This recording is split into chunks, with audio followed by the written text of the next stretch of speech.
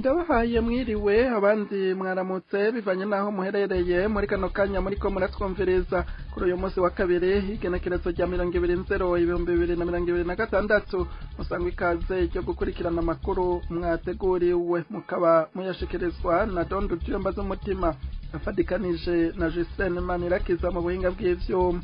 Nkundire mbanze ndabashikirize ingingo zimwe ashimikiyeko.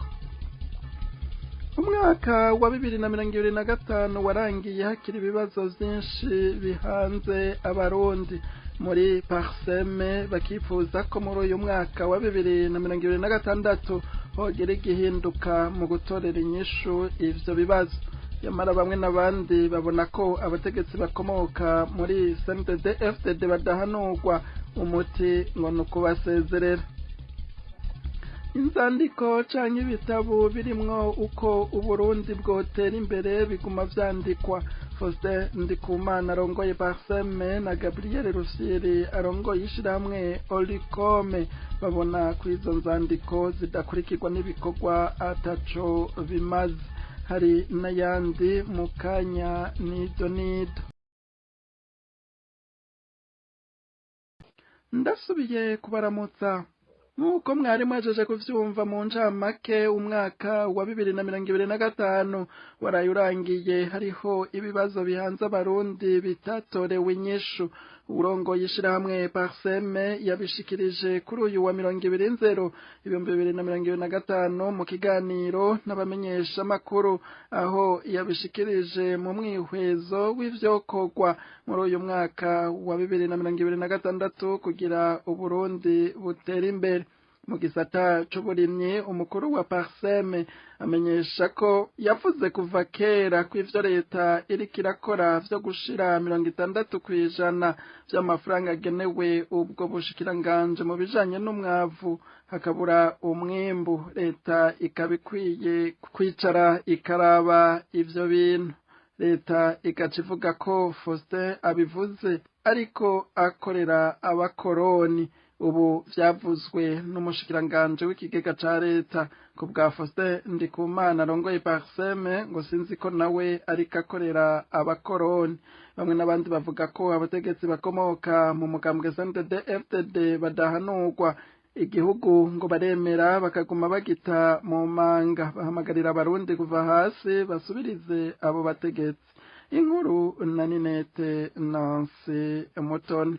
Mu bibazo byo mu myaka iheze umwaka wa 2025 urangiye bikihari ni vyinshi. Faustin Ndikumana arongoye ishirahamwe Parseme gishinze gukangurira abarundi guhindura ingendo n'ivyiyumviro kugira bashobore gushika ku iterambere. Aravuga bimwe muri byo. Aragaruka ku kibazo c'ubukene bw'igitoro aho uyu munsi abanyagihugu baruhejwe cyane na Sopebu idatanga ibitoro uko vyategerezwa.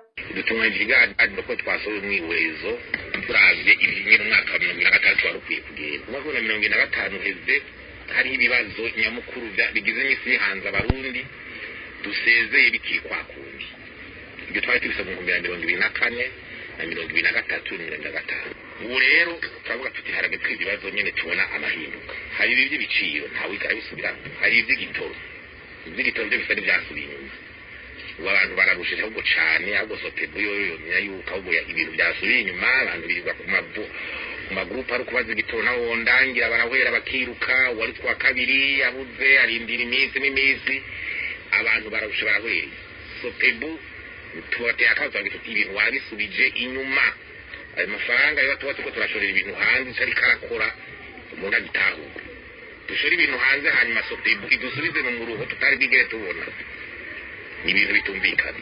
Ibyo kugwanya ibiturire umukuru wa Parseme amenyesha ko hari amadosiye yagiye avugwa ajanye n'amafaranga y'agaciro asohorwa mu banki nkuru y'igihugu. Amafaranga yaragenewe kubaka urugomero rwa Mpanda n'ibyo gushira amafaranga ibice 60% y'amafaranga yose agenewe ubushikiranganje bw'ibidukikije, uburimyi n'ubworozi. Umwimbu ntuboneke bigaragaza ko hari ikibazo. Ndikumana yabigarutse ko kenshi yafashwe nk'umuntu akorera abakoroni. Ntawuzi ko Alain Ndikumana umushikiranganje w'ikigega ca leta aherutse gushira habona amanyanga aba mu bijanye n'ifumbire itangwa na FOMI nawe akorera abakoroni.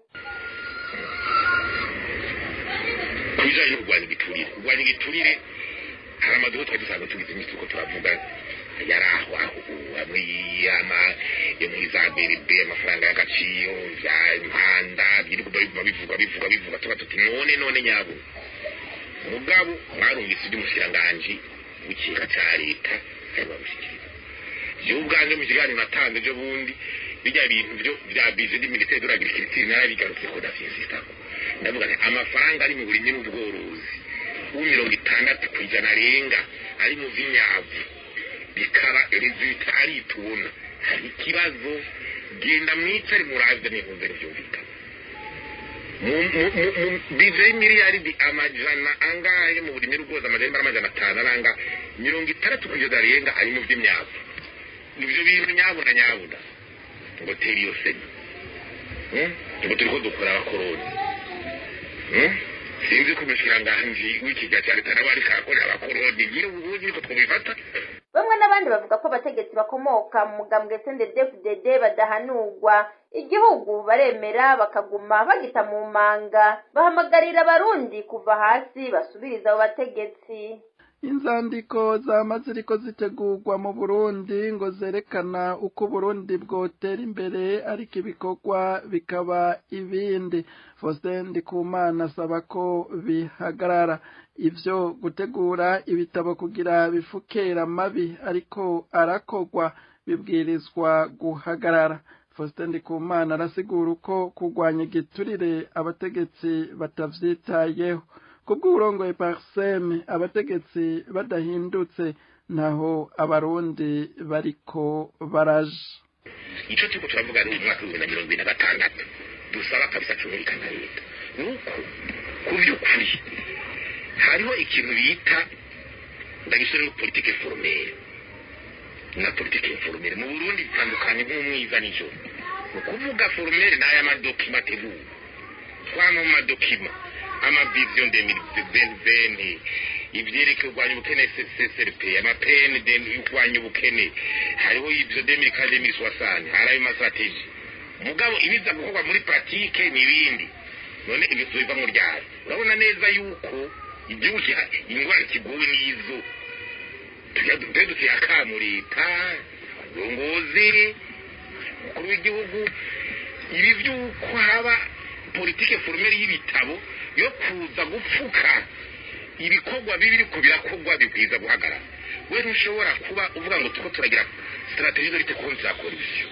ngo tuko turategura ngabwa giture tukaje gitega abantu bakicara bakora document mugabo umushiranganje bukira teta yerekanye ibintu nkabirya ukazona abantu baragiye mu hagarara abari bakwiye kumushikiranye leta yogira gutegwa tubikorere kukabona ntivyihuse none cyo turi ko kigwanwa gute hariho ibintu tuko biri badahindutse tugiye turatuma yatuwa ngo twera ku yamadokima ngo tutoshwe tuja naho turiko turaja kubijanye no kurwanya igiturire. Faustin Ndikumana avuga ko mu minsi iza atumvise umukuru w'inama nkenguza amateka yashizeho umugwi w'abashinga amateka n'abakenguza amateka ujejwe amatohoza commission d'enquête parlementaire mu kinofunofu ngo abwire abarundi ivy'amazone vyose ingene vyagenze azoba ari kwerekana ko izo nzego zidashobora gukora ivyo zijejwe. Dufate nk'impuzi nk'ivy'amazone ivy'amazone amaya batanze amakuru n'ibiki bagira bo bakigwe inyubako abanyagihugu hariya zo gukoreramwo zibona mugabo amahera anyere bigenda umushinga y'iki amoro kisi no gipa hariho n'abandi ahubwo basamahera n'abanyagihugu ngo baterere kuba kazone umva hamwe hariwe n'amahera zanaterera ayava abanyagihugu n'ayandava hicu kamwe uva bwo manya iyo priority ibipanze gute mu gihugu iyo ni example amahera tuzo kuba kamazone ubundi nawe nayavuye hejuru ati kubakira abazori yavuye muri abakora y'agihugu ati ibintu byasubizwa ku mugaragaro n'ubijejwe wa mbere jewe la fois prochaine numvise perezida wa Sena yashyizeho commission d'enquête parlementaire ngo atubwire iby'amazone byose n'ibigene byagenze iyo ni parlementaire bayibujije parlementaire no VRF naho byakabaye nk'ibyo utabona de commission zivuga ati reka turanye sero ministre twabonye ibi guverinoma bimwe na guverinoma uri kora guverinoma premier ministre n'ibiki ibya ariko turumva ariko ararevera ministre des finances bidasaba de dépasser c'est dépassé depuis 2024 2023 d'avoir une grande dans dépassé none mu misi heze la actuelle présidence du Sénat yasora mushirangaji wanje ehazazi yatwayita est-ce qu'il vient de la prendre ali haja kwera atwara Sénat non yayi kicha cohérence s'il vous plaît. Nivyo akaba yabishikirije kandi mu kiganiro yagiranye n'abamenyesha makuru kuri uyu wa kabiri genekerezo rya 2020-2026 aho Parseme yari iramutse itanga umwihwezo w'uko uyu mwaka wa 2026 wogenda. Amajambo n'ibitabo baguma basohora twebwe dushaka ko bijana n'ibikorwa kuko amajambo yo twama twayumvise. Ivyo navyo bishikirizwa na Gabriel Rufyiri harongoye ishirahamwe Olicom aho amenyesha ko kukijanye no kugwanya igiturire Uburundi bugeze ku bice 17% nayo ku rutonde buri mu bihugu 10 vya mbere vyamunzwe n'igiturire. Kubwiwe ngo abona ko abatwara igihugu bakwiye kumenya ko atari bo gihugu bagatandukanya igihugu nabo. Akagira ati nduguruye twamugina ingingo ya 69 y'ubwirizwa shingiro ivuga ko itunga ry'igihugu ari nakomwa umuntu wese ahamagarirwa kuryubahiriza no kurikingira. Akarongo gakurikira kavuga ko uwo birenga ko ahanwa n'amategeko ariko aho ntiturahashika ndugaye twamugina. Abandanya ati nduguruye twamugina nta faranga na rimwe leta ikwiye gukoresha ridaciye mu itegeko rigenga amafaranga leta izokoresha ku mwaka ariko raba nk'irya stade yarubatswe amafaranga yo kuyubaka ataho yanditswe kumva ngo stade yubatswe atana hamwe ushobora kubona amafaranga yayubatse muri bije ivyo ntibibaho. Amafaranga yose ategerezwa guca kuri compte du Trésor National none ajya yaciye he murabaza ndugaye twamugina. Kucerekeye ikoreshwa ry'ubuhinga bwa none ko bwofasha mu kugwanya igiturire Rufyiri abona ko vyari vyiza ariko ngo haracarimwo agahazi. Kubwa Rufyiri mu bintu bifasha kugwanya igiturire digitalisation iza mu bintu vya mbere. Aribaza uko ikogwa uko abariko barabikora baronse isoko kuko atawurigera yumva appel d'offre ya manifestation d'intérêt kugira ngo ababishoboye bose bahiganwe ngo vyose bihera ngaho. Gabriel ati nduguruye twamugina ibintu vya monopole birishe kino gihugu ndugaye twamugina. Asozera avuga ko amajambo n'ibitabo baguma basohora muri Olicom bashaka ko bijana n'ibikorwa kuko amajambo yo bama bayumvise. Abandi bakurikiranira hafi ivyo Burundi babona ko Uburundi buzokizwa n'abarundi bose mu gusubiriza intwaro ya CNDD-FDD idakora ibihuye n'amajambo yirigwa irashikiriza. Babanze batumirira amate mu buhinga bw'ivyuma inyuma y'akanya gato duce tubandanya n'ayandi twabateguriye. Nizo zikenewe kugira haboneke inyubakwa zizokoreramwo amasentare n'amaparike mu ntumbero yo kwegereza ubutungane abanyagihugu. Sentare y'intango itegerezwa kuba kuri zone, sentare nkuru na parike kw'ikomine, nayo sentare y'iyungururizo ikaba ku ntara. Muri iyo ntumbero ngo hakenewe inyubakwa 315 z'amasentare y'intango, 22 z'amasentare makuru, 22 z'amaparike hamwe na 2 za sentare y'iyungururizo ya Buhumuza n'iya Mukaza iraba imanza z'ubudandaji. Izo nyubakwa rero ngo zirimwo izizosubirwamwo n'izizokubakwa gushasha zigereranywa gutwara amafaranga arenga imiliyaridi 135. Ibikoresho bizokenerwa navyo bizotwara imiliyaridi 16. Ku bijanye n'ibikoresho vyo kwiyunguruza ipikipiki ngo ziramaze kuboneka hasigaye imodoka.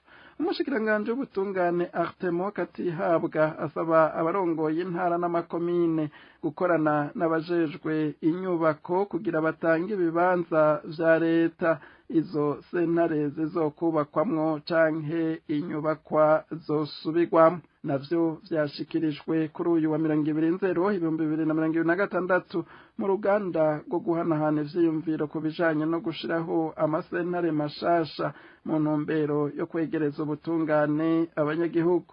Bamwe n'abandi bavyumvise baribaza nimba ivyo bizoheza kurya ibiturire birangwa mu butungane bagasanga ntibishoboka. Basaba abanyagihugu kutabandanya basinzirizwa n'integuro babwirwa ngo ariko zidashobora kubakura mu karenganyo bakorerwa mu butungane nyene, bahaguruke bashireho intwaro ifata koko ko ubutungane ariyo nkingi ya mbere y'ubutegetsi bwiza abarundi bakeneye. Ni hano amakuru mwateguriwe agarukiye. Ndabashimiye mwebwe mwese mwashimye kuyatega abiri hamwe n'abitanze akaboneka akongera akabashikira. Imana ibandanye kubarinda ndabikebanuye musigara amahoro naho ubutaha.